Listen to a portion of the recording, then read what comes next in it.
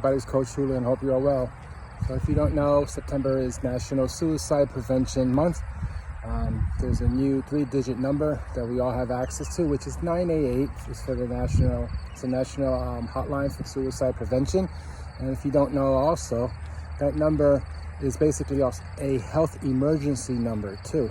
So if you or a loved one is in a health emergency, meaning you don't necessarily need to be in the midst of a suicide attempt, you can also dial that number. And veterans, you please dial that number and press 1. I wanted to do a quick share because I think some people may be able to identify with this. You know, if you don't know, which is perfectly fine, I don't wear it on my sleeve. I am also a survivor, and I also have friends and family that completed suicide, unfortunately. So I'm on both ends, and I live with mental health illness, and it's clinical depression.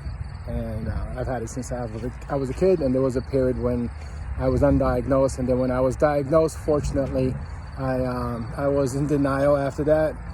And then another fortunate event happened that I didn't get my way. Eventually, I learned how to vocalize, or I guess out of desperation to vocalize, saying I need help, because my behaviors and what some of the words I was using, but especially my behavior, was the opposite, where I was basically not showing self-care or self-love to myself. So my behaviors were doing that.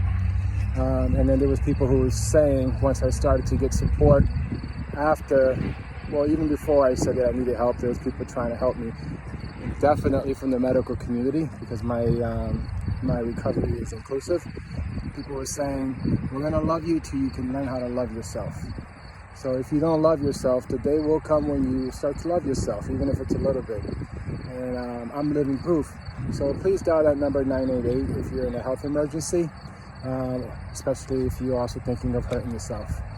That's about it. If you have any questions, please post. And if you know of any other resources, post it in the comments. You are worth it.